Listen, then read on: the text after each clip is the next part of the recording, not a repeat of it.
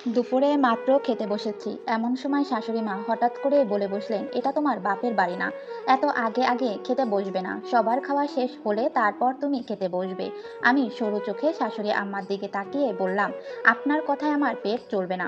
আমার যখন খিদে পাবে আমি তখনই খাবো। খিদে আমার সহ্য হয় না। তিনি তেলে বেগুনে জ্বলে উঠলেন আর আমাকে কড়া গলায় বললেন, এই মেয়ে, এটা কি তোমার বাবার বাড়ি পেয়েছো? যা মন চায় তাই করবা, যা মুখে আসছে তাই বলছো। তোমার বাপ মা তোমাকে কিছু শিখায়নি? আমি একটু মাথা গরম করলাম না। আমি খুব শান্ত গলায় বললাম, এটা আপনারও বাপের বাড়ি না। আর তাছাড়া আপনাকেও তো কেউ শিখায়নি যে কাউকে না খাওয়িয়ে রাখতে হয় না, কাউকে খেতে বসলে তাকে বাজে কথা বলতে হয় না। তখন আমার শাশুড়ি মা আরও রেগে গিয়ে বললেন, এই, কি বললে তুমি? তোমার এত সাহস কিভাবে হয় আমার মুখে মুখে তর্ক করার? আমি বললাম, মা, আমি তো কথার পিঠে কথা বলেছি। সাহসের কি হলো এখানে? শাশুড়ি বললেন, তোমার মধ্যে সামান্য ভদ্রতাটুকুও নেই। একজন মায়ের বয়সী মানুষের সাথে কিভাবে কথা বলতে হয় এটা তোমার জানা নেই। মায়ের বয়সী মহিলারা যদি মায়ের মতো আচরণ না করে তাহলে সম্মান আশা করে কি করে? যতদূর মনে পড়ে আমার মা খাবার নিয়ে কখনো কোনো দিন কোনো খোঁটা আমাকে দেয়নি, কথাও শোনায়নি। খেতে বসলে কখনো মা চিৎকার চেঁচামেচি করেনি। এখন তার সম্মানটা অন্য কাউকে দিলে তাকে অপমান করা হবে। শাশুড়ি মা আর কোনো কথা না বলে সে কাঁদতে কাঁদতে নিজের রুমে চলে গেলেন। আমি বহু কষ্টে খাবারটা শেষ করলাম। আমি জানি এই ঘটনা এখানেই শেষ হবে না। একান্নবর্তী পরিবারের কখনো দুই এক কথায় ভালো করে সমস্যার সমাধান হয় না। হাত মুখ ধুয়ে আমি আমার রুমে চলে গেলাম। যাওয়ার সময় শুনলাম আমার শাশুড়ি মা বলছে, আজকাল মেয়েরা চরম বেয়াদব। বড়দের মুখে কথা বলাটাই তারা স্মার্টনেস মনে করে। বেশ আক্ষেপ নিয়েই কথাগুলো বলছিলেন। কাকে বলতেছিলেন সেটা আমি দেখতে গেলাম না। আমি সোজা আমার রুমে চলে আসলাম। এসে আমার দরজাটা বন্ধ করে দিলাম। মাস মাসখানেক হয়েছে, ৫-৪ মাস হয়েছে আমার বিয়ে হয়েছে। আমার স্বামীরা ৩ ভাই বোন। সে বড়। বাকি ভাই বোনদের এখনো বিয়ে হয়নি। আমরা সবাই একসাথে জয়েন্ট ফ্যামিলিতেই থাকি। আমাদের বিয়েটা পারিবারিকভাবেই হয়। আমার স্বামী সবাই মাত্র বিসিএস পাস করেছেন। যখন আমাকে বিয়ের প্রস্তাব দিয়েছিলেন আমার বাবা এক কথায় রাজি হয়ে গিয়েছিলেন। কারণ সবার পরিবারের বাবারা একমাত্র সাধারণ পরিবারের বাবারা এমন পাত্র চায়, কখনো কি হাতছাড়া করবে নাকি? আমার বাবাও করেনি। বিনা যৌতুকে প্রথম শ্রেণীর সরকারি কর্মকর্তা সরকারি চাকরিজীবীর সাথে আমাকে বিয়ে দিয়ে দিলেন। আর এমন ছেলের সাথে মেয়েকে বিয়ে দেওয়াটাকেই সারা জীবনের পুণ্যের ফল মনে করলেন আমার বাবা। কতটা পুণ্যের ফল তিনি পেয়েছিলেন আমি জানি না, তবে আমার স্বামী যথেষ্ট ভদ্র মানুষ। বিনা কারণে হয়তো গালমন্দ করেন না, বাজে কথাও বলেন না, তবে স্ত্রী এবং তার সম্মানের উপর যথেষ্ট যত্নশীল ছিলেন তিনি। এই তো কয়েকদিন আগে আমার খালা শাশুড়ি এসেছিলেন আমাদের বাসায়। তিনি অনেক আক্ষেপ নিয়ে বলছিলেন, মানিকের বিয়ে আরো ভালো ঘরের মেয়ের সাথে হতে পারত। বউ একদমই মানায়নি। মেয়ের গায়ের রংটা ওর থেকে বেশ চাপা। আহামরি দেখতেও সুন্দর না। তেমন বড়লোক ঘরের মেয়েও না। কি দেখে তোমরা বিয়ে করালে কে জানি। এতটুকু বললেই তিনি ক্ষান্ত হননি। আমাকে শুনিয়ে শুনিয়ে তিনি আরো অনেক কথা বলতে লাগলেন। তখন আমার স্বামী রেগে গিয়ে বলে উঠলেন, কোন সাহসে আপনি আমার স্ত্রীর সম্পর্কে এতগুলো কথা বলছেন?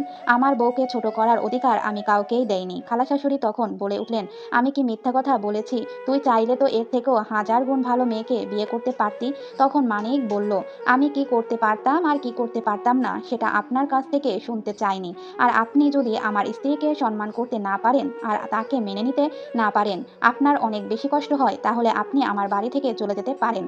আমার খালা শাশুড়ি সেদিন চলে গেলেন। আমার শাশুড়ি মা তাকে অনেক আটকানোর চেষ্টা করছিলেন, কিন্তু পারেননি। সে চলে গিয়েছিল কাঁদতে কাঁদতে।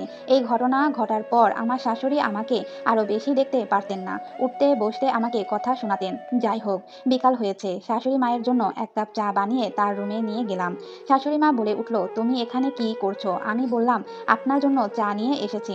আপনি তো বিকালবেলা চা খান। তখন শাশুড়ি মা বলে উঠল, আমাকে নিয়ে তোমারে এত ভাবতে হবে না। তিনি আরও বললেন, আমার গায়ে এখনো যা শক্তি আছে তাতে আমি নিজের চা নিজেই বানিয়ে খেতে পারবো। তোমার কিছু করার প্রয়োজন নেই। আমি ওনার কথায় রাগ হলাম না, বিরক্তও হলাম না, বরং তার কাছে যেয়ে বসলাম আর বললাম, মা, আপনি আমাকে অপছন্দ করেন। আমার কথা শুনে তিনি বললেন, এ কথার মানে কি? আমি জানতে চেয়েছি আপনি আমাকে অপছন্দ করেন বিনা কিনা। তিনি আমার কথার কোনো জবাব দিলেন না। তিনি অন্যদিকে মুখ ঘুরিয়ে রাখলেন। আমি একটু হাসি মুখেই বললাম, মা, শাশুড়ি আর বউয়ের মধ্যে এরকম তৃতীয় সম্পর্কের জন্য দায়ী কারা জানেন? এই রকম তিক্ত সম্পর্কের জন্য দায়ী কারা? আমাদের সমাজ দায়ী। এই প্রথাগুলো কে চালু করেছে? তখন তিনি বললেন, তোমার কথার সাথে আমি কোনো কথা বলতে চাই না। আমার ঘর থেকে তুমি বের হয়ে যাও। তখন আমি বললাম, আমি ঘর থেকে বের হয়ে যেতেই পারি, তারপর কি হবে? তখন আমার শাশুড়ি বলে উঠলেন, তুমি কি বলতে চাও? আমি বললাম, শাশুড়ি বৌমার দ্বন্দ্বের ভিতরে সবসময় শাশুড়িই জিত হয়। অবশ্য হাতে গোনা কয়েকটা কাপুরুষ থাকে যারা মায়ের চুলে মুখ লুকিয়ে রাখে। আর যে পুরুষ এসব সমাধানের জন্য লড়াই করে তার কি হয়? তখন তো শাশুড়ি আম্মা আম্মা বলেন, মানে? আমি বললাম, মানেটা খুব স্পষ্ট। এই শাশুড়ি বৌমার ঝগড়ার ভিতরে সবচেয়ে বেশি কে ভোগে বলেন তো? সেই ভদ্রলোক, যার মা এবং বউ দুইজনই প্রতিদ্বন্দ্বী হিসেবে লেগে থাকে। এই ধরনের আপনার ছেলের কথাই, সারাদিন কাজ করে অফিস থেকে বাসায় ফিরল, দুপুরে হয়ে যাওয়া ঘটনাটা হয় আপনি তাকে বলবেন, আর না হয় আমি তাকে বলবো। তখন সে বিচার বসাবে, হয় মায়ের হয়ে অথবা বউয়ের হয়ে দুইটা কথা শোনাবে, আর নয়তো বউয়ের হয়ে মাকে দুইটা কথা শোনাবে। তখন ব্যাপারটা কেমন হবে? মা, আমি দেখলাম আমার শাশুড়ি মা কিছুটা নরম হয়েছে, তার মুখটা মায়াতে ভরে গিয়েছে। তখন আমি তার হাতটা ধরে বললাম, বউ শাশুড়ির যুদ্ধ সেই আদি যুগ থেকেই চলে এসেছে। সমাজের প্রতিটা ঘরে এই সমস্যা লেগেই থাকে। কিন্তু আমি তার হাতটা ধরে বললাম, বউ শাশুড়ির যুদ্ধ সেই আদি যুগ থেকেই চলে এসেছে। সমাজের প্রতিটা ঘরে এই সমস্যা লেগেই থাকে। কিন্তু মা, এগুলো কি খুব বেশি দরকারি? আমি এই বাড়িতে এসেছি আমার বাবা মাকে ছেড়ে। এখন আমি এই আপনাদের কাছ থেকে এতটুকু আশা করতেই পারি, আপনারা আমাকে ভালোবাসবেন, আগলে রাখবেন। তিনি আমার কথায় কোনো জবাব দিলেন না। আমি মলিন মুখে বললাম, একটা কথা কি মা, জানেন তো, গাছ যেমনই তেমন ফল দেয়। যেমন আমরা তাকে যত্ন করি, আপনি আজ আমার সাথে যেমন ব্যবহার করবেন, কাল কিন্তু আমার কাছ থেকে ঠিক তেমন ব্যবহারটাই ফেরত পাবেন। আজ আমার জায়গায় যদি আপনার একটা মেয়ে থাকতো, তাহলে কি আপনি তার সাথে এই ব্যবহারটা করতে পারতেন? আমার শাশুড়ি মা চুপ করে রইলেন, তিনি আর কোনো কথাই বললেন না। আমি আবারও বললাম, মা, আপনিও তো একসময় বৌমা ছিলেন, তখন আপনার শাশুড়ি আপনার সাথে কেমন ব্যবহার করেছে সেটা আমি জানি না, কিন্তু আমরা তো ভালো হয়ে থাকতে পারি মা। যুগ যুগ ধরে চলে আসা হয়ে থাকে শাশুড়ি বৌমার মধ্যে। যুগ যুগ ধরে চলে আসা এসব কুৎসিত প্রথা তো আমরা বদলাতে পারি, কিন্তু আমরা তো চাইলেই আমাদের পরিবারকে বদলাতে পারি। শাশুড়ি আর বৌমা দুজন মিলে মিশে আমাদের একসাথে সংসারটাকে শান্তিতে গড়ে তুলতে পারি। আর আমাদের ভিতরে যদি এই ঝগড়া দ্বন্দ্ব দিন দিন দিন বেড়েই চলে, তিক্ত পর্যায়ে চলে যায়, তখন সংসারটা ভাগাভাগির পর্যায়ে চলে যাবে। হয় আপনার ছেলে আমাকে নিয়ে আলাদা সংসার করবে, আর না হয় আমাকে ছেড়ে দিবে। তখন এই পরিণতির জন্য কে দায়ী থাকবে মা? সমাজ পরিবর্তন না করতে পারলেও আমাদের পরিবারটা আমরা পরিবর্তন করতে পারি। আমার শাশুড়ি মা কোনো কথারই উত্তর দিলেন না। আমার বানানো সেই ঠান্ডা চা খেয়ে নিলেন।